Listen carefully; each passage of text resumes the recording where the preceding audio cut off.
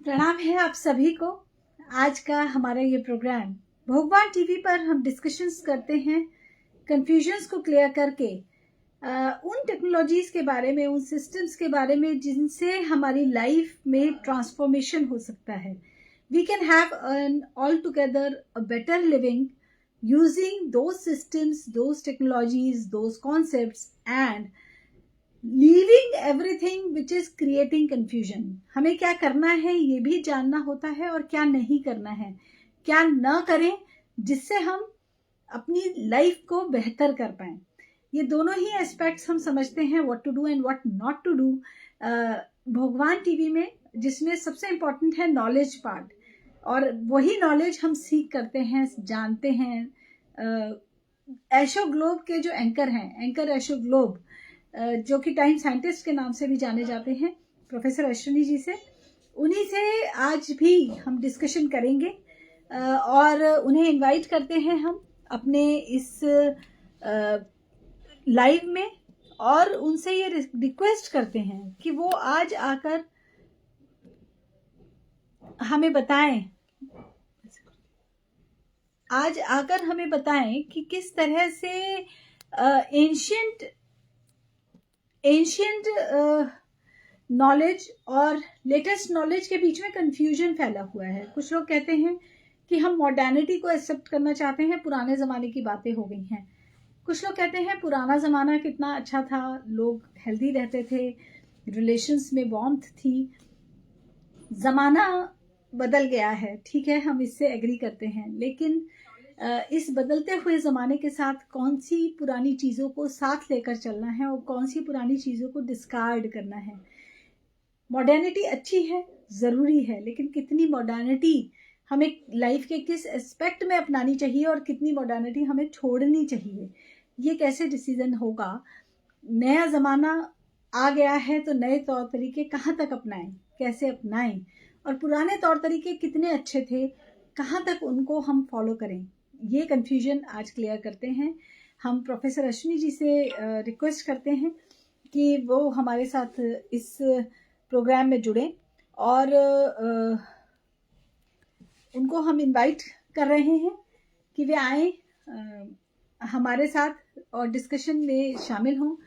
Professor Ashwini ji के काम के बारे में मैं आपको थोड़ा सा ब्रीफ दे देती हूँ। प्रोफेसर अश्विनी जी ने लाइफ की रिजेक्शंस को हटाने पर काम किया है।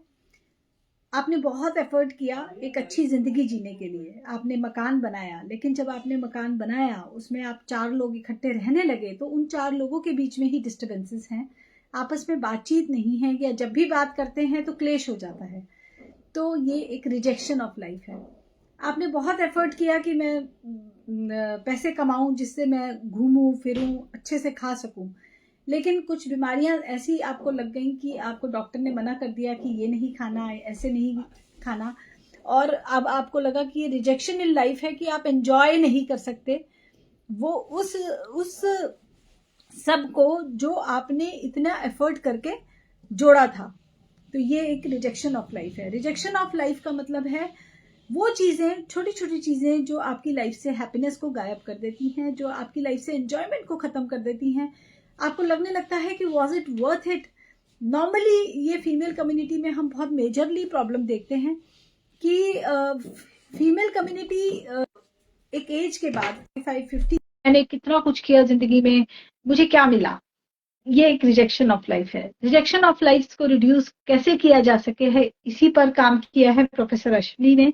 आप उनके वीडियोस देख सकते हैं सोशल मीडिया पर, यूट्यूब पर, उनके बताए हुए काम को जान सकते हैं। प्रोफेसर अश्विनी जी, मैं आपका बहुत बहुत स्वागत करती हूँ हमारे इस प्रोग्राम में। Most welcome. प्रणाम। तो अश्विनी जी, हम एंशियंट वर्सेस लेटेस्ट नॉलेज पर आज डिस्कशन कर रहे हैं, जिसमें एक बहुत बड़ा क्वेश्चन ये आता ही है। अक्सर लोग कहते हैं कि पुराना जमाना ज्यादा अच्छा था, पहले लोग हेल्दी रहते थे, ऐसा खान पान रखते थे, ऐसा लाइफस्टाइल रखते थे, लोगों के रिलेशंस अच्छे थे। लेकिन साथ ही साथ कुछ ही देर बाद लोग बोलते हैं कि पुरानी चीजें कब तक ढोएंगे, नई चीजों को अपनाना चाहिए, नया जमाना है, नया दौर है, नए सिस्टम्स आ गए हैं, नई टेक्नोलॉजीज आ गई हैं, तो ऑब्सोलीटेड के साथ आप कब तक जिएंगे। तो कहाँ पे बैलेंस कैसे बनेगा, कहाँ पे मॉडर्निटी अच्छी है और कहाँ पे नहीं, कहाँ पे पुराने तौर तरीके परंपराएं अच्छी हैं और कहाँ पर नहीं, ये डिसीजन हम कैसे लेंगे, इसी पर आज हम आपसे डिस्कशन करना चाहते हैं। जी देखिए, ऐसा है कि अब आपने एक ऐसा टॉपिक छेड़ दिया। प्रॉब्लम क्या है कि एंशियंट या पुराना कहते किसको है, पहले ये समझना होगा हमें। क्योंकि मुझे लगता है कि पुराना का मतलब 2 दिन पुराना भी पुराना है, और 200 साल पुराना भी पुराना है, और 2000 साल पुराना भी पुराना है, और 10,000 साल पुराना भी पुराना है, 10 लाख साल पुराना भी पुराना है। तो हमें पुराने की एक डेफिनेशन देनी होगी।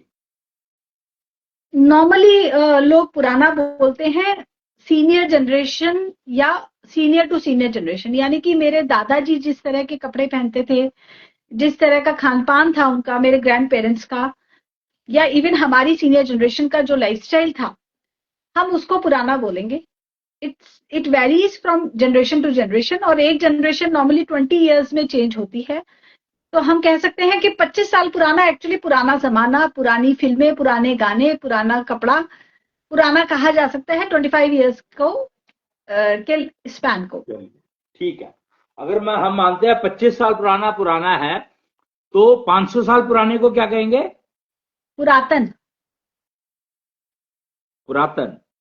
पुरातन या प्राचीन, उससे भी ज्यादा और पुराना है 5,000 तो उसे साल? प्राचीन कहा जाएगा हिंदी में। 5,000 साल? ऐतिहासिक, पौराणिक। और 50,000? वैदिक। है? वैदिक, वैदिक काल, वैदिक काल से जुड़ा हुआ ये टेक्स्ट है या ज्ञान तो है बस या। समस्या यहीं से शुरू हो रही है। प्रॉब्लम यहीं से शुरू हो रही है कि हमें शब्द ही नहीं पता कि शब्द कौन से किस चीज को क्या कहा जाए।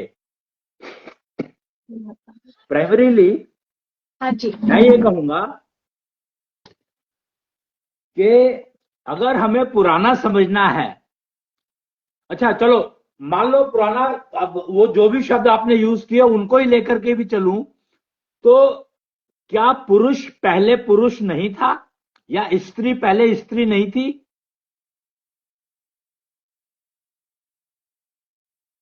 ऑब्वियसली मेल मेल ही था और फीमेल फीमेल ही, तो प्राकृतिक इसका रूप मतलब में। पुराना क्या हुआ? कपड़े। लाइफस्टाइल पुराना हो जाता है। देखिए, जब जब एग्जैक्टली, फेसबुक नहीं था एग्जैक्टली। तब सी, हम फोन पर बात दिस करते इज थे। The word, this is the word, lifestyle. जी। तो लाइफस्टाइल, जब लोग गोल्ड के कपड़े पहना करते थे, मतलब बेस्ट क्वालिटी के कपड़े पहना करते थे, वो लाइफस्टाइल बेटर है, या जो बीमारी देते हैं कपड़े वो पहनोगे तो वो बेटर है?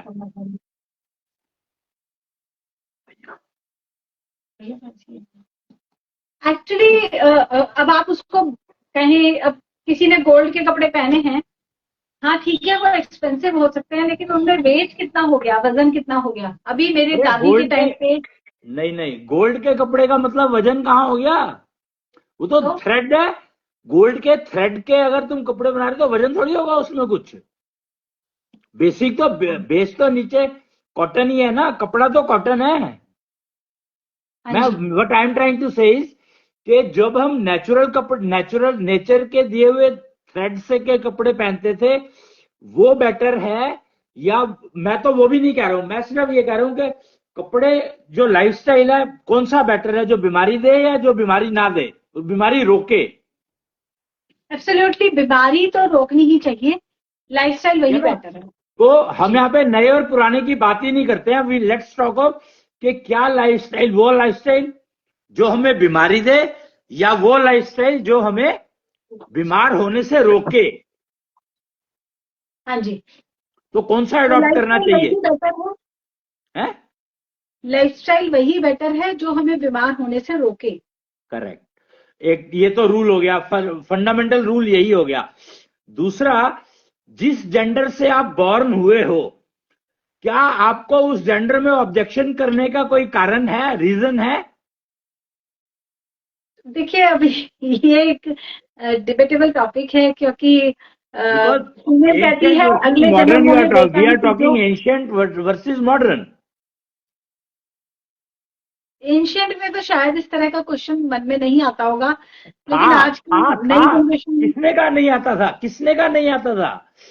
सबको आता था। ये शुरू से रहा है ये प्रश्न कि मैं फीमेल क्यों पैदा हुई या मैं मेल क्यों पैदा हुआ। ठीक है, मान सकते हैं। पहले हमारे पास ऐसे सिस्टम्स नहीं थे कि जेंडर चेंज किया जा सके, आज हैं। नहीं नहीं तो नहीं नहीं इसलिए नहीं, अगेन सॉरी, पहले ऐसे सिस्टम थे जिसमें जेंडर चेंज करना इजी था। पहले अब वो टेक्नोलॉजी सिस्टम नहीं नहीं है थी। जो जिनसे आप जेंडर चेंज करना इजी है। पहले बहुत इजी हुआ करता था जेंडर चेंज करना टेक्नोलॉजी कहाँ थी? है। टेक्नोलॉजी कहाँ थी? कहां थी मतलब, वहां तो इंसान खुद ही अब सी, द फंडामेंटल इज के इंसान खून का बना है या ये स्किन का बना है या 5 तत्वों का बना है, बेसिक मटेरियल। प्रॉब्लम शुरू कहां से हुई आप ये समझो कि पहले भी 5 तत्वों से सब कुछ बना था, आज भी 5 तत्वों से सब कुछ बनता है। तो नया और पुराना तो कुछ है ही नहीं, सिर्फ अंडरस्टैंडिंग का फर्क है, कंफ्यूजन का फर्क है, युगों का फर्क है। एक्चुअली हम टाइम स्केल की बात करते हैं तो जो 5 तत्व बताए गए हैं, आकाश, पृथ्वी, जल, वायु, अग्नि, इन 5 तत्वों को समझो आप। तो आकाश मतलब जहां पर और कुछ नहीं था, कुछ भी नहीं जी। था। फिर पृथ्वी यानी कुछ दिखने वाली चीज। आकाश जो है दिखाई नहीं देता था, या देखने वाला ही नहीं था कोई तो दिखाई क्या देता। आकाश तो था पर और कुछ नहीं था।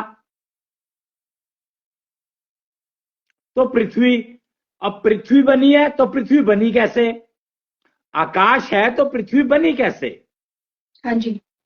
दो, दूसरा दूसरा सवाल। तीसरा सवाल है कि आकाश था, अग्नि और वायु ये दो चीजें तो दिखाई ही नहीं देती। हाँ जी। जब ये दो चीजें दिखाई नहीं देती तो समझ कैसे आएंगी? जी। है ना। जी। तो जब ये दो चीजें अगर हमें दिखाई नहीं देती है तो समझ कैसे आएंगी? तो दो तीन चीजें तो ऐसी हो गई, आकाश दिखाई नहीं देता, अग्नि दिखाई नहीं देती, वायु दिखाई नहीं देती, जी। और जल जो बनता है वो बनता है वायु और अग्नि से। ओके।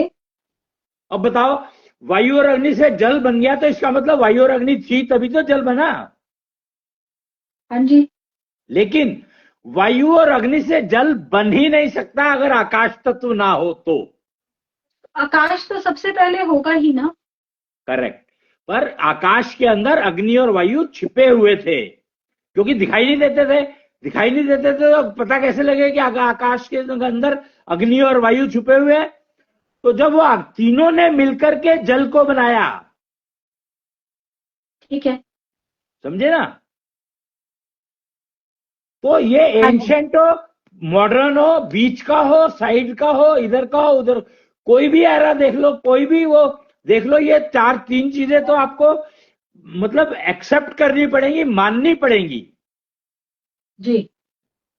कि आकाश, अग्नि और वायु ये तीन चीजें थी और इन तीन चीजों ने मिलकर के जल बनाया। अच्छा जी। और फिर उस जल में जल था क्योंकि, तो जल में अब आकाश तत्व जहां कम होने लगा। देखो हाँ जी। फंडामेंटल समझो, मैं टेक्नोलॉजी की बात कर रहा हूं। मैं एंशियंट कह लो इसको, चाहे करंट कह लो, लेटेस्ट कह लो, या बीच की कह लो, मतलब किसी भी एरा की, किसी भी पीरियड की कह लो इसको तुम। बट हाँ फैक्ट जी। रिमेन्स, जब जल तत्व बना तो आकाश तत्व धीरे धीरे कम होने लगा, अच्छा जी। तो वो पृथ्वी तत्व बन गया। जल से आकाश तत्व कम होगा तो बर्फ बनेगी। आइस एज जिसको कहा गया है वो बेसिकली जल बनने के बाद आई है। ये नहीं है कि पहले आइस एज आई और उसके बाद जल बना, ऐसा नहीं है। पहले जल बना फिर आइस एज आई। अच्छा जी। क्योंकि आपको लॉजिकल सोचना ही होगा, बिना लॉजिकल सोचे समझे आप कुछ भी काम करोगे वो कंफ्यूजन ही देगा आपको। तो ओके। जल आया, जल में फिर आकाश तत्व कम होने लगा। आकाश तत्व ने अपने आप को वहां से हटाना शुरू किया, अपनी क्वांटिटी को कम करना शुरू किया। जैसे ही आकाश तत्व कम होने लगा तो आइस एज आ गई और पृथ्वी का निर्माण शुरू हुआ। आइस एज में जब आइस में से जब और आकाश तत्व निकाल दोगे तो वो पृथ्वी बन जाएगी, मिट्टी बन जाएगी। अच्छा जी। इस तरीके से निर्माण हुआ उन सीड्स का, बीज, इनको हम बीज कहते हैं।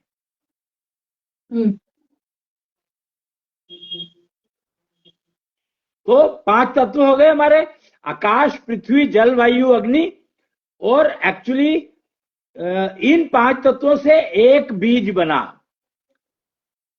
मीन्स सीड बन गए, बीज बन गए, और एक बीज में 5 तत्व हैं। हाँ ठीक है। ठीक है। तो ये यूनिवर्सल फैक्ट है, दिस कैनॉट चेंज एवर। हाँ जी। तो एंशियंट और मॉडर्न को मैंने वो कर दिया, मर्ज कर दिया। ओके। अब हमारे को बात आई लाइफस्टाइल पे। देखो अभी तक तो हम फंडामेंटल पर चल रहे हैं।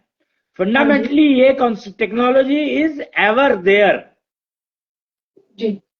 के 5 तत्वों से बीज बना एक। हाँ जी।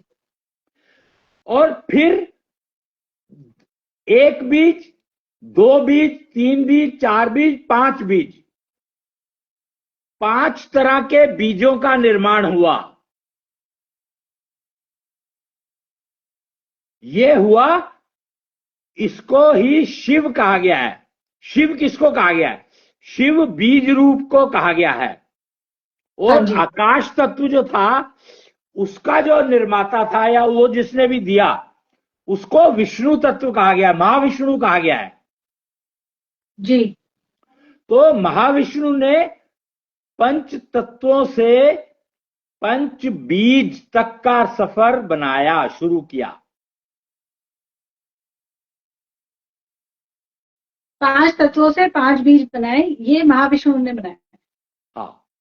लेकिन अश्विनी जी, ये हमारे लिए, माफ कीजिएगा, पर ये इंफॉर्मेशन हमारे लिए रेलिवेंट कैसे है? हमारी लाइफ पे इसका क्या फर्क पड़ा? मैं वही बता रहा हूं, रेलेवेंट ऐसे है कि जब तक अग्नि और वायु है उनमें कोई दोष नहीं आ सकता। ठीक है जी। समझे ना फर्क क्या है? आकाश, अग्नि और वायु, इन 3 तत्वों में कोई भी दोष नहीं आ सकता। They will be ever pure. ठीक है। अब जब इनके बीज बने तो बीज के कॉम्बिनेशन में दोष आने के चांसेस बढ़ गए। जी। समझे? यहां तक समझ में आया या कोई क्वेश्चन है तो पूछो मेरे से। मतलब 5 तत्व तो प्योर हैं, उनमें प्योरिटी है? नहीं नहीं, 5 तत्व प्योर नहीं है, सॉरी। 3, आकाश, वायु और अग्नि, ये है प्योरेस्ट। जब इम्प्योरिटी नाम की कोई चीज बनाई नहीं गई तो कंटामिनेशन आएगा कहां से? जब 2 चीजों को कंबाइन करोगे तभी तो आएगा ना। कंटामिनेशन कहां से आया? जल। जल तो एक प्रोडक्ट है ना, 3 चीजों को मिला के जल बन गया। तो 3 चीजों को जब मिलाए तो उसमें कॉम्पोजिशन आ गया ना कि किसका कितना कॉम्पोजिशन होना चाहिए। ठीक है, अगर वो ठीक कॉम्पोजिशन नहीं होगा तो जल नहीं बनेगा। नहीं, जल तो बन जाएगा पर इन्फेक्टेड होगा, वो बीमार होगा। अच्छा, समझ आई? बीमारी कैसे आती है मैं वो बता रहा हूं, फंडामेंटल। आप इन्फेक्टेड जल किसे कह रहे हैं? जल जल है, उसे इन्फेक्टेड जल क्यों कहा जा रहा है?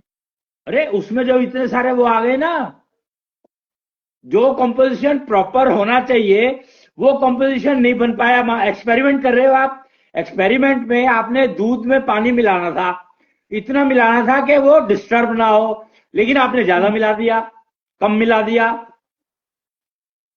मतलब वो फेल्ड एक्सपेरिमेंट है। नहीं नहीं, फेल्ड नहीं है, जल तो बन गया पर उसकी प्रॉपर्टी बदल गई। अच्छा, तो आप फर्क समझो ना, आप ये समझो कि चीज तो बन गई पर प्रॉपर्टीज बदल गई उसकी। तो बीमारी आती है जब कुछ चीजों को कंबाइन करने की कोशिश की जा रही है लेकिन वो कंपोजिशन ठीक नहीं बैठा।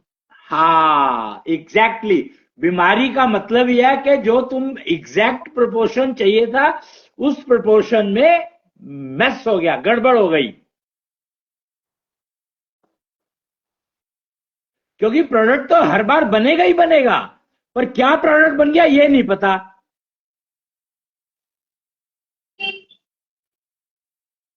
ओके। समझ आई? हाँ जी। अब जल है, जल से आइस एज में पहुंच गए। आइस एज क्या, आइस, जल से आइस बनी कैसे? हाँ जी। सिंपल, कि आकाश तत्व कम कर दिया।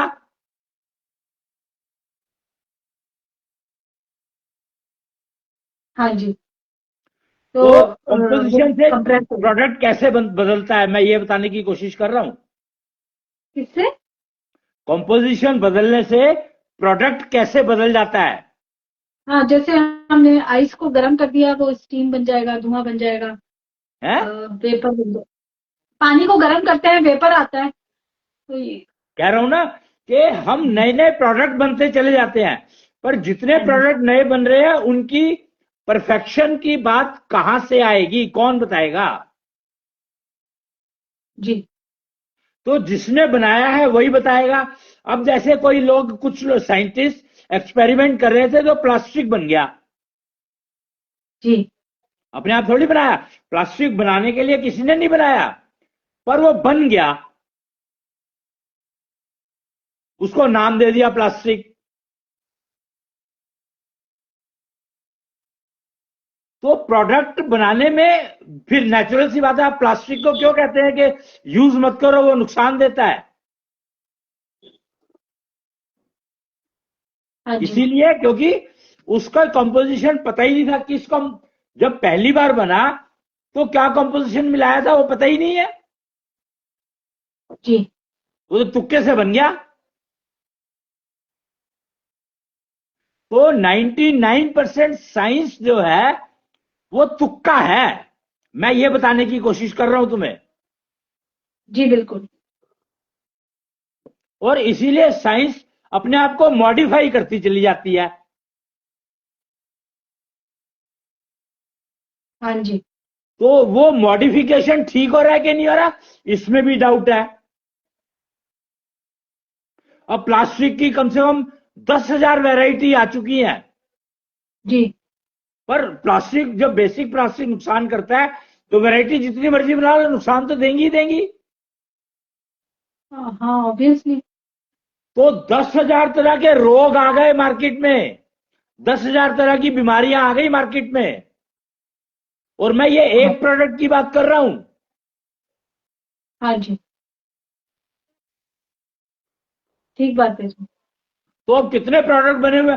अब तुम जब प्लास्टिक को, बेयर प्लास्टिक को एक और प्रोडक्ट में कन्वर्ट करते हो, कोई शेप देते हो, जी। तो फिर प्रॉब्लम, एक और बीमारी इंट्रोड्यूस हो गई।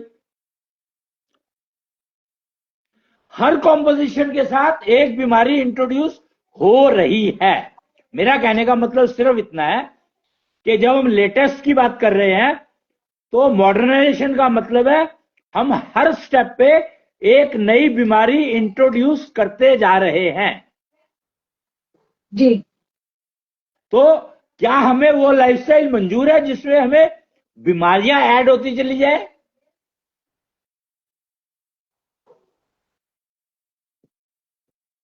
नहीं, ऑफ कोर्स नहीं।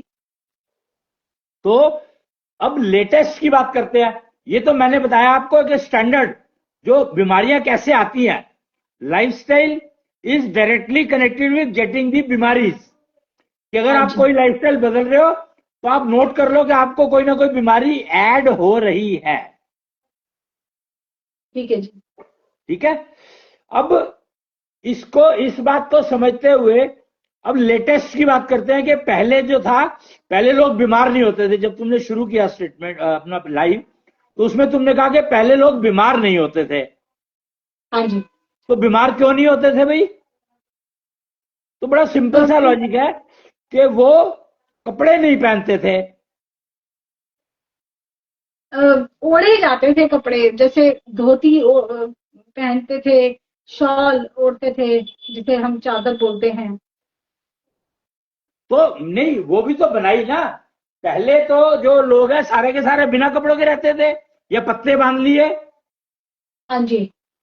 पत्ते बांध लिए, ये भी पता नहीं कब चलता था, नहीं चलता। देखो, इन चीजों की बात करते हैं तो हमें पता नहीं है ये चीजें ठीक थी कि नहीं थी। किसी ने नहीं स्टोरी नहीं, बिल्डअप कर दी, हमें नहीं पता इस वही, बात का। बिल्कुल हम तो कहा नहीं जा समझने की सकता। कोशिश कर रहे हैं। तो लेकिन हाँ, पहले बिना कपड़ों के रहा करते थे लोग। हाँ, अगर एनिमल्स को देखें, वो भी बिना कपड़ों के रहते हैं, वो भी बीमार नहीं पड़ते। हम लोग बीमार पड़ते हैं।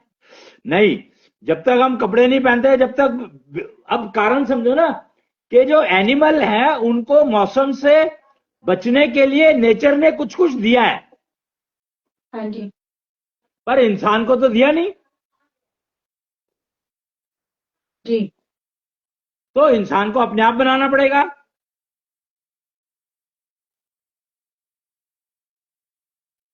जी। फिर तो इंसान को खुद बनाना पड़ेगा ना ये, कि मुझे अपने को हवा से बचाना है तो, मुझे अपने आप को ठंड से बचाना है तो, मुझे अपने आप को बरसात से बचाना है तो, मुझे अपने आप को जानवरों से बचाना है तो इन सब को अपने आप को बचाने के लिए फिर सो कॉल्ड डेवलपमेंट शुरू हुई। हाँ जी। कि पहले कपड़े पहनने हैं तो कपड़े हवा से बचाना है, तो कपड़े पहनने हैं, कपड़े पहनने हैं तो पत्तों को, बड़े बड़े पत्ते ढूंढे और उनको अपने ऊपर बांधना शुरू किया। हाँ। हाँ जी। ठीक है ना? क्योंकि जी। पत्ते तो किसी भी साइज के मिलते ही हैं। केले के हाँ पत्ते जी। कितने बड़े बड़े होते हैं, ऐसे ही और पता नहीं कि पेड़ों के पत्ते कितने बड़े बड़े होते होंगे। जी। तो उन्होंने पत्तों को ही कपड़ा बना करके यूज करना शुरू कर दिया। उसमें दिक्कत क्या अच्छा। थी कि हाँ जी। एक पत्ता बड़ा मिल गया तो कवर हो गया, पर दो पत्ते जोड़ने पड़ रहे हैं तो उनको जोड़े कैसे? जी। तो धागा तो ढूंढा। ये इस तरीके से विकास क्रम, मैं विकास क्रम की बात कर रहा हूं, जिसको हम विकास क्रम कहते हैं, तो वो बेसिकली लाइफस्टाइल का ही विकास क्रम हुआ है और कुछ नहीं हुआ है। एग्रीड। बाकी सब चीजें ऐसी की ऐसी है, राइट फ्रॉम ब्रह्मा जी ने क्रिएशन करी थी या नहीं करी थी। क्योंकि पहले ना जंतु पानी में रहते थे, तो हाँ पानी जी। में सर्दी गर्मी मौसम इफेक्ट नहीं होता है। हम्म। समझे ना? पानी क्यों, पानी में पानी के ठंडक अंदर जब मतलब। रहते हैं लोग, नॉर्मल मतलब जो जीव जंतु जो रहते हैं, तो उनको मौसम का, बाहर के मौसम का इफेक्ट नहीं होता ना। तो हवा तो लगती नहीं, हवा चलती नहीं। अच्छा। अच्छा। ठीक है ना? जी। तो इंसानों ने, अब भूख लगने लगी, भूख हाँ लगने जी। लगी तो क्या करें उसके लिए? लेकिन भूख लगती नहीं थी। भूख जो है इंसान का वो नहीं है, ये लाइफस्टाइल की देन है। भूख इज देन ऑफ लाइफस्टाइल। हाँ जी। अगर लाइफस्टाइल ठीक हो, जो कि तत्वों पर आधारित अगर लाइफस्टाइल आप जिए, जी। तो आपको भूख लगेगी नहीं।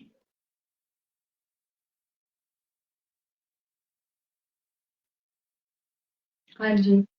खासकर मैं बात कर रहा हूं क्योंकि ब्रिदेरियन कम्युनिटी सुना होगा एक आपने।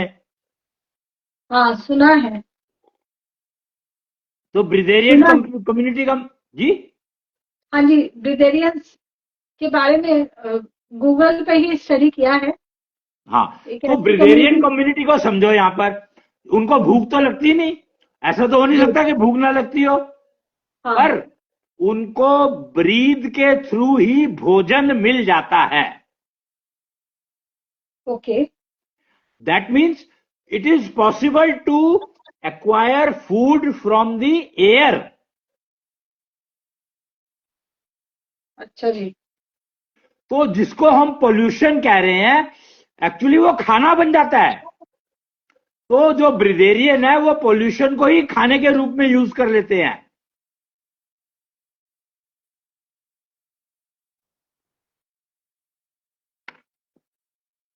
तो लाइफस्टाइल ने आपको बहुत कुछ ऐसा दिया जो आपको बीमारियों की तरफ ही खींच रहा था। और हमें समझ में आया, वही बात है कि साइंस जो है वो डेवलप एवर इवॉल्व, कहते हैं ना, evolution word is for science, not for humanity, not for humans, it is only for science. यानी इवॉल्व होता है लाइफस्टाइल, और कुछ इवॉल्व नहीं होता है, ना हो सकता। Everything is given by nature already, everything is given. But lifestyle के चक्कर में हम लोगों ने बीमारियों को इनवाइट किया, खरीदा, मैन्युफैक्चर किया। अभी जैसे कोरोना आया था, आप अगर कोरोना का एग्जांपल देखेंगी, कोविड-19, तो that was an example developed by humans. हाँ जी, तो इसलिए हम लोगों ने, ह्यूमन रेस ने साइंस के नाम पर, साइंस के इवोल्यूशन की बजाय साइंस को इवॉल्व नहीं कहा कि साइंस इवॉल्व हो रही है, उन्होंने ह्यूमन को इवॉल्व कह दिया कि मंकी से आदमी बन गया। जी, जबकि साइंस सिर्फ इवॉल्व हुई है, ह्यूमन पहले भी ह्यूमन था, आज भी ह्यूमन है। बंदर पहले बंदर था, आज भी बंदर है। जी, ना बंदर गायब हुए हैं, ना ह्यूमन कम हुए हैं, ज्यादा हुए हैं। सब अपने अपनी क्वांटिटी, अपने अपने उसमें पूरे हैं। हाँ जी, इसलिए इन कंफ्यूजन से हमें निकलना होगा। Evolution means science is evolving, not the brain. Brain does not evolve. Mind does not evolve. Body, human body does not evolve. It remains as it is. Gravity का कॉन्सेप्ट, अब gravity का concept को समझो, तो अगर gravity को माने हम ठीक, तो आदमी ऊपर कैसे, ट्री, पेड़ जो है वो ऊपर कैसे जा सकता है? नीचे जाना चाहिए उसको, नहीं जाता, ऊपर ही जाता है वो। तो हम लोगों ने ग्रेविटी के कॉन्सेप्ट को गलत समझा, मतलब समझा गलत हमने, हाँ जी, और उसको डिफाइन गलत कर दिया। प्रॉब्लम हमारी ये रही कि हमने उसको डिफाइन गलत कर दिया। ओके, अब वो डिफाइन हमने गलत शब्दों में किया, भाषा के कारण किया, या किस कारण किया मुझे नहीं मालूम, बट गलती हमारे से हुई है सिर्फ डिफाइन करने में। चीजें सारी एग्जिस्ट करती थी, पहले भी करती थी, बीच में भी करती थी, आज भी करती है, आगे भी यही करेंगी। कुछ बदलने वाला नहीं है सिवाय लाइफस्टाइल के। तो जो एंशिएंट जिसको कहा गया, मैंने जिसको एंशिएंट कहा, वो लाइफस्टाइल बीमारियों से मुक्त था, क्योंकि उसमें मिनिमम एड ऑन करा करते थे, मिनिमम एड ऑन से काम चलाते थे। मतलब जो बहुत ही जरूरी है वो काम किया करते थे। जी, एक्सप्लोर, देखो गलतियां कहां से शुरू हुई, लोगों ने एक्सप्लोर करना। Male is a explorer by nature, female is a creative, ocean of ज्ञान। दो चीजें समझो आप, कि female is a ocean of knowledge and male is a explorer. तो एक्सप्लोरर, मेल को ये नहीं पता मुझे एक्सप्लोर क्या करना है, और फीमेल को ये नहीं पता कि वो ज्ञान, उसके पास ज्ञान भंडार है। जी, तो लेटेस्ट और एंशंट में लोगों को पता था कि फीमेल ज्ञान भंडार है और मेल एक्सप्लोरर है। शंकर अच्छा। पार्वती को देखो इसमें आप, शंकर पार्वती पहले युगल कहे जाते हैं, सतयुग के युगल भगवान, जबकि पहले युगल नहीं है वो। नोन उसमें अगर देखा जाए तो शंकर और पार्वती पहले युगल हैं, लेकिन पार्वती तो किसी की बेटी थी जी। और शंकर किसी के दामाद थे, हाँ जी। पति भी थे पार्वती के, तो इसका मतलब उससे पहले भी कुछ हुए होंगे, कपल तो होगा ही। तो उनको हाँ, युगल कपल तो भगवान होंगे। नहीं कहा गया, पहले युगल भगवान शंकर और पार्वती को ही कहा गया है। हाँ जी। तो उसको समझो। शंकर जो है हमेशा घूमते रहते थे। जी। उनका एक नाम है अनिकेत, शंकर का जी। एक नाम है अनिकेत। हाँ अनिकेत जी। मतलब जिन्होंने घर नहीं बनाया, जी। पर पार्वती को घर चाहिए था। जी। तो जो लंका की जो कहानी आती है, अगर आप समझें, तो लंका बनाई थी विश्वकर्मा ने पार्वती के कहने पर। ठीक है जी। नहीं, पार्वती के कहने पर नहीं, पार्वती ने शंकर से कहा कि मुझे घर चाहिए। शंकर ने कहा विश्वकर्मा को कि भैया बना दे घर, और शंकर ने पार्वती को बहुत समझाया कि हमें घर नहीं सूट करेगा, हम नहीं रह पाएंगे। पर पार्वती ने कहा नहीं, ऐसा नहीं चलेगा, मुझे तो घर चाहिए ही चाहिए। तो हाँ जी। उन्होंने कुबेर क्या कहते हैं, विश्वकर्मा ने लंका बनाई, और लंका सोने की बनी थी, क्योंकि सोना मटेरियल जो है कंस्ट्रक्शन का मटेरियल है, और उसके ऊपर कारीगरी बहुत अच्छी हो सकती है। गोल्ड एक ऐसा मटेरियल है जो जिसपे वातावरण का इफेक्ट मिनिमम होता है, हाँ जी। तो इसलिए गोल्ड से कंस्ट्रक्शन की जाती थी कि मौसम के चेंज से घर खराब ना हो। हाँ जी। ठीक है, तो उन्होंने गोल्ड का श्रीलंका बनाई, और जब वो रहने के लिए विश्वकर्मा ने कहा तैयार हो गई है, शंकर और पार्वती रहने के लिए वहां गए, और पार्वती को वो महल इतना अच्छा लगा, इतना अच्छा लगा, वो कहती है कि मुझको जो जिसने बनाया है, मैं उसको एक वरदान देना चाहती हूं।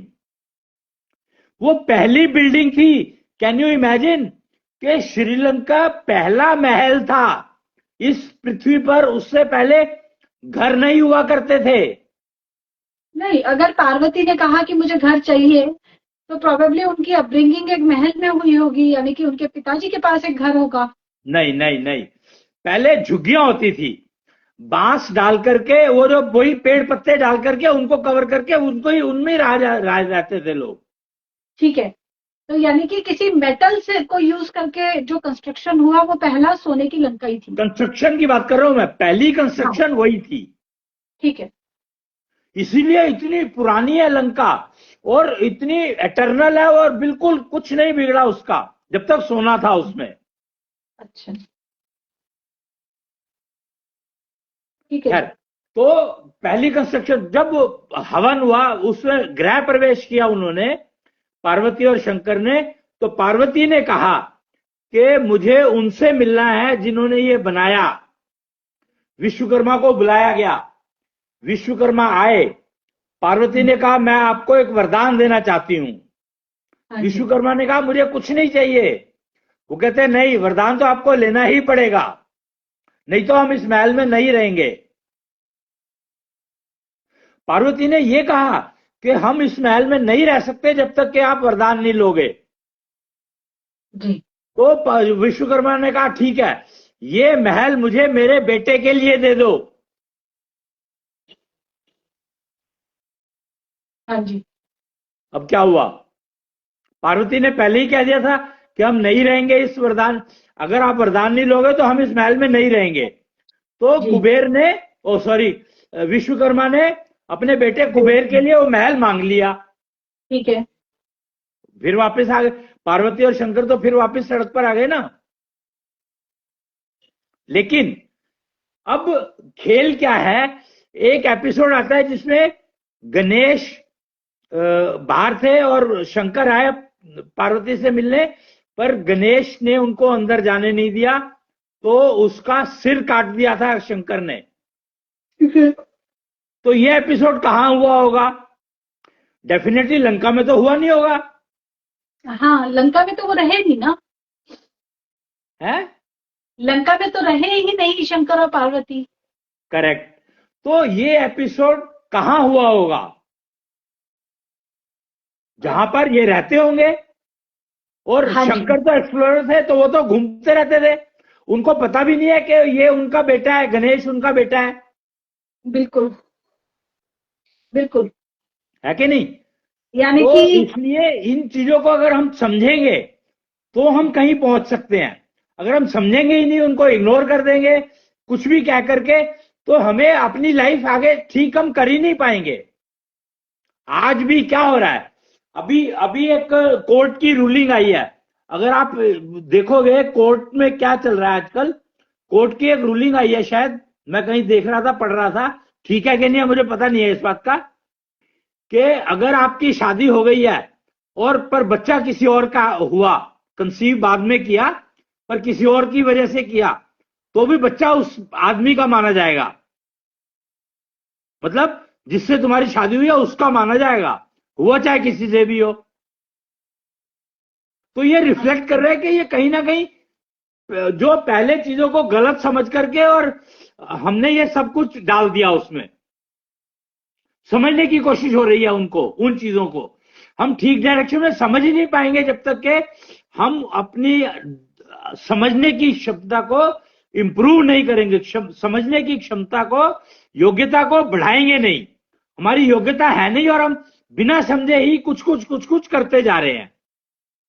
हाँ जी, और एक्चुअली स्पीकिंग, विवाह स्वयंवर हुआ करता था। भारत सनातन संस्कृति में हमेशा स्वयंवर की प्रथा रही है। स्वयंवर का मतलब होता है कि लड़की अपनी मर्जी से वर को चुनेगी, हाँ जी, और उसको पीछे लव मैरिज के कॉन्सेप्ट को इंप्लीमेंट करने की कोशिश की गई, लिव इन रिलेशनशिप को डेवलप करने की कोशिश की गई, पर वो सब फेल हो गई। हाँ जी, क्यों? क्योंकि हमने स्वयंवर का मतलब ही समझा नहीं। स्वयंवर के लिए कन्या को ज्ञान भंडार कहा गया है, तो ज्ञान भंडार का मतलब ही समझा नहीं। अगर हम ये समझ लेते हैं कि कन्या ज्ञान भंडार है और कन्या को अपने ज्ञान भंडार के अपने बारे में ही नहीं पता, जी, तो वो स्वयंवर करेगी कैसे? किस पैरामीटर पर डिसाइड करेगी बेचारी के मेरे को किसके साथ विवाह करना है, किसके साथ रहना है लिव इन में, या किसके साथ लव मैरिज करनी है? कैसे पता लगेगा उसको, जबकि नॉलेज सारी होनी चाहिए उसके पास। She is equipped with the दो senses which are available with her to acknowledge कि हाँ यही मेरे लिए सुटेबल है। ओके, एक ही आदमी को 10 कन्याएं वर कर लेती है, 100 कन्याएं वरण कर लेती है, जी, ये कोई गलत नहीं है। अगर 1000 कर, जब स्वयंवर की प्रथा को समझोगे तो कन्या को अधिकार है, वर चुनने का अधिकार कन्या को है। जी, तो 100 कन्या एक ही आदमी को वर चुन सकती है, क्या प्रॉब्लम है उसमें? जी, बिल्कुल, है ना? तो पर ये सब कंफ्यूजन में चला गया। सिर्फ एकमात्र कारण है उसका कि हमने मूल प्रकृति, अब दो चीजें हैं, प्रकृति और प्रवृत्ति। हर इंसान की, हर जानवर की, हर योनि की, हर शरीर में दो प्रकार के गुण हैं, एक प्रकृति और एक प्रवृत्ति। हाँ जी, तो इन दोनों गुणों को समझे बिना अगर हम चलेंगे तो हम जिंदगी में कहीं नहीं पहुंच सकते सिवाय बीमारियों के पुलिंदा बनने के अलावा।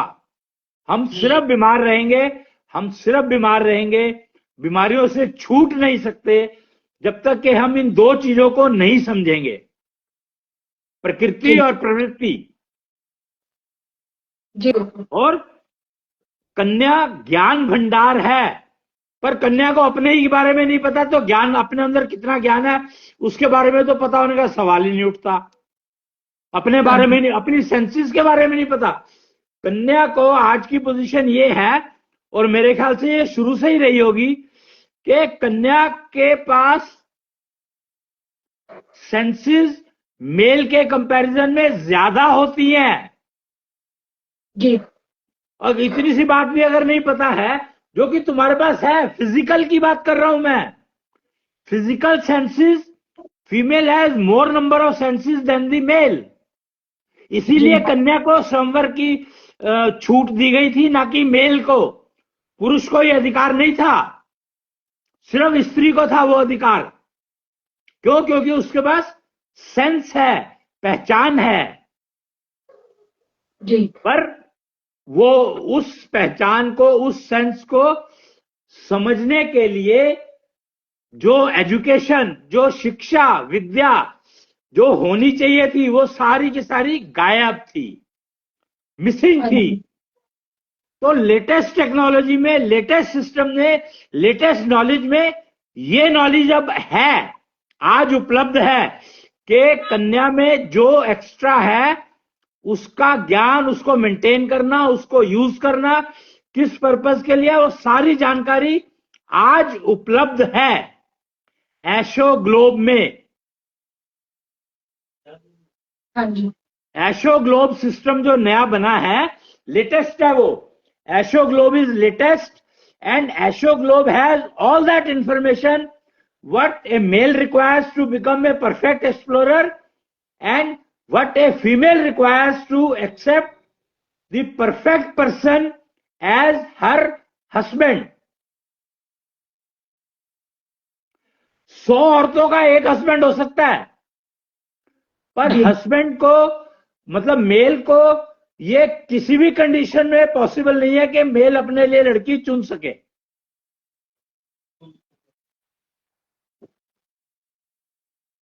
Male is such a dependent person. Male is such a dependent person on planet Earth that history में कुछ ऐसे एग्जाम्पल्स मिलते हैं, जैसे शांतनु जी, ये हस्तिनापुर के राजा हुए, उन्होंने अपने लिए खुद कन्या का चुनाव किया। जैसे पहले उन्होंने गंगा नहीं। देखो यहां पर क्या है, चुनाव नहीं किया, उन्होंने रिक्वेस्ट करी। मेल रिक्वेस्ट तो कर सकता है पर चुन नहीं सकता। फर्क क्या है? फीमेल भी रिक्वेस्ट तो कर सकती है, फीमेल भी रिक्वेस्ट तो कर सकती है। फीमेल, अगर फीमेल की, यही तो मैं कह रहा हूं ना, अगर फीमेल, तुम सोच कर देखो ना, समझ कर देखो कि कोई भी फीमेल किसी भी मेल के पास जाकर के उसको अपने फेवर में कर सकती है कि नहीं कर सकती? हाँ जी। फिर तो फीमेल कभी भी किसी भी उस आदमी को कैसे अपने फेवर में करेगी जो उसके काम का नहीं है? अच्छा जी, क्यों करेगी?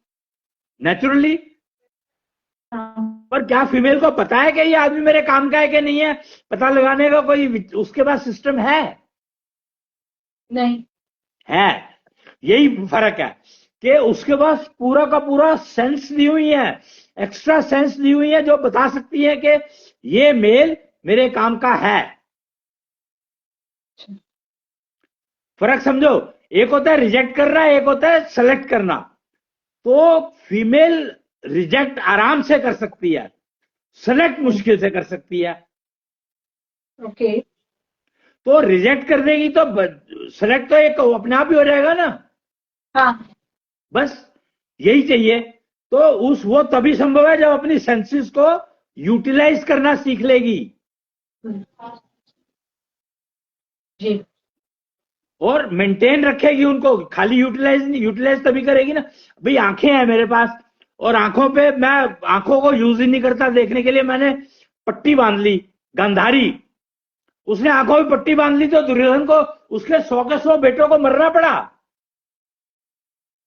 इमेजिन के जिस फीमेल के पास, मतलब सारे एग्जाम्पल अवेलेबल है, हम फिर भी नहीं समझते कि 100 पुत्र थे गांधारी के, उसने अपनी आंखों पे पट्टी बांध ली, 100 के 100 पुत्रों को मरना पड़ा। हाँ जी। कुंती ने कर्ण को छोड़ दिया, उसकी वजह से महाभारत हो गई, जी नहीं तो महाभारत नहीं होती। आपको पता होना चाहिए कि महाभारत हुई सिर्फ कर्ण के कारण। हाँ, एक बड़ा रीजन था वो। क्योंकि अगर आप इसको इस तरीके से देखो ना, मान लो कर्ण नहीं होता तो दुर्योधन इतना करेज नहीं था दुर्योधन के पास। नहीं, इतनी पहली strength बात। नहीं था। दूसरी बात, अगर कर्ण पांडव ही होता, अगर कर्ण अगर पांडव नहीं था, कर्ण अगर पांडव होता, फिर क्या होता? पर करण तो पांडव तो किसी भी कंडीशन में हो ही नहीं सकता था, क्योंकि पांडु से मैरिज से पहले ही कर्ण का जन्म हो गया था। देखो अब उसे यहां पर ये पांडव कंफ्यूजन है अगेन, कि कर्ण जो कुंती के बाकी बच्चे हुए वो कैसे हो गए? जैसे भी हुए, लेकिन क्योंकि पांडु से मैरिज हो रखी थी, तो इसलिए कुंती के जो भी मैं बच्चे वही कह हुए रहा हूं। हमने उनको देखो पांडव देखो, कहा। एक मिनट, मेरी बात सुनो, मेरी बात सुनो। देखो अगेन आई विल से कि ट्राई टू अंडरस्टैंड आज का जो कानून है वो किस बात पर चल रहा है, कि उन्होंने यही कहा कि मैरिज के बाद बच्चे चाहे किसी के भी हों, जी, पिता माने यही उसी के माना जन्म। जाएगा, पांडु ही माना जाएगा। सही बात है ये, काइंड ऑफ, क्योंकि सोशल एक कॉन्सेप्ट हमारा यही है सोसाइटी का। तो हम ये लोग सोशल कॉन्सेप्ट तो कुंती के टाइम का बना हुआ है ना। हाँ जी, हाँ जी। तो फिर कर्ण को हमने मान लो नहीं माना तो महाभारत हो गई ना फिर, तो अब फिर दोबारा होगी महाभारत, तो रोज कर्ण को महाभारत ही होती कौन्ते रहेगी। कहा जा सकता था, तो कर्ण को कौन्ते तो कहा गया, कुंती के जन्म दिया गया कुंती द्वारा, वो कौन्ते तो है, लेकिन पांडव तो वो किसी भी कंडीशन में है ही नहीं। और खैर, बाकी वो सारे भी महाभारत तो तो पहले कौनते से बना है। हैं। हाँ जी, है तो पांचों ही कौन्ते। तो फिर पांडु तो किसी ने कहा ही नहीं, पांडव तो बाद में किसी ने जोड़ दिया, वो तो सारे तो माँ के नाम से ही कहलाते थे। ठीक बात है फिर जी।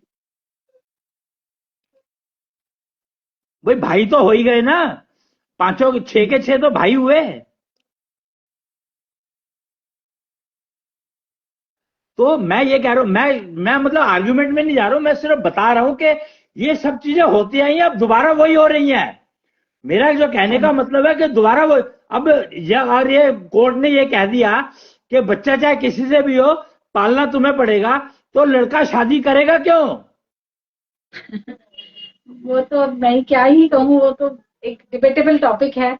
That is what. So we are not going into debate at all.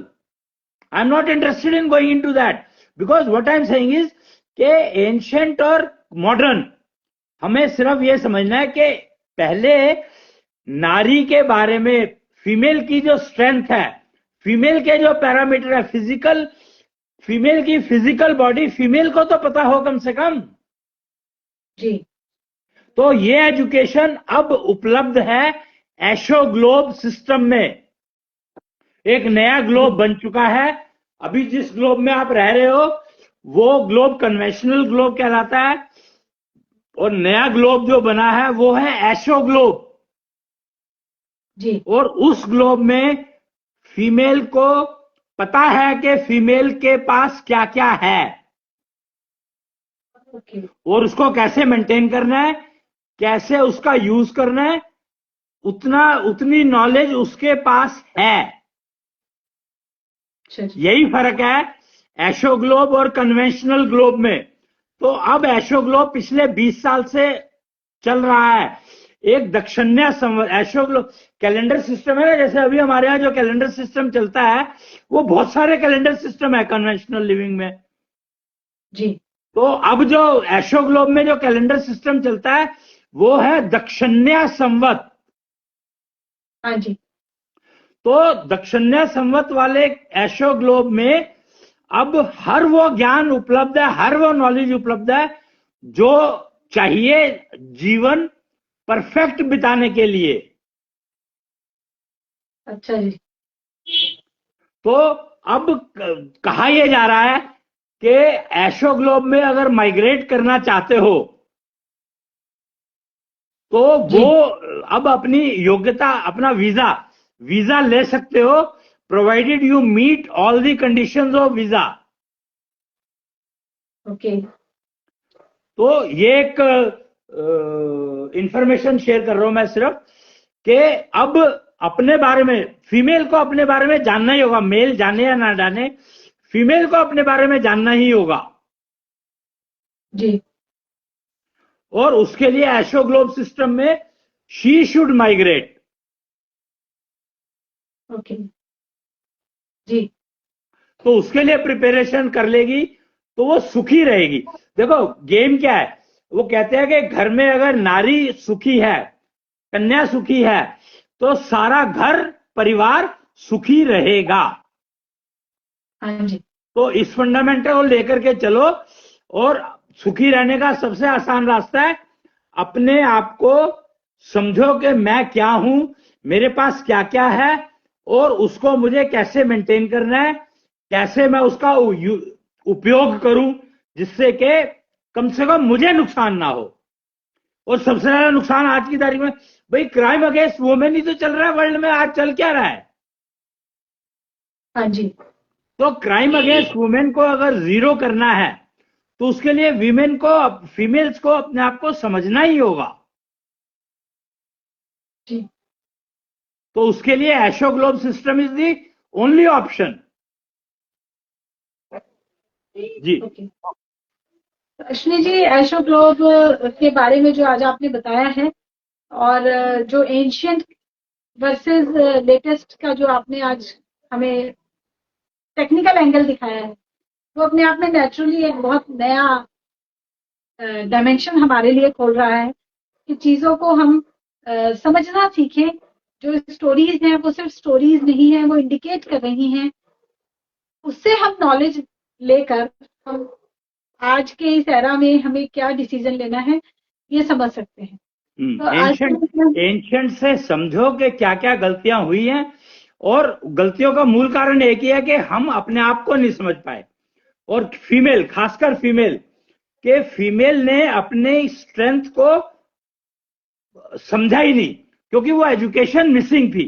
Problem ये, जिसको तुमने वैदिक काल कहा, इवन देयर वैदिक काल में भी कन्या की इंफॉर्मेशन, कन्या को क्या पता होना चाहिए अपने बारे में, वो सारी जानकारी या तो हमें अब तक मिली नहीं है, या हम पढ़ नहीं पाए, या हम समझ नहीं पाए। है या नहीं है मुझे नहीं मालूम, लेकिन एशो ग्लोब सिस्टम में सारी जानकारी अवेलेबल है। जी। श्री जी, बहुत बहुत धन्यवाद आपका जी। ये डिस्कशन के लिए। आज हम यहीं पर विराम लगाते हैं, फिर आपसे मिलेंगे वन टीवी से पर कल आपसे फिर चर्चा करेंगे। जी। जय जय भोपाल।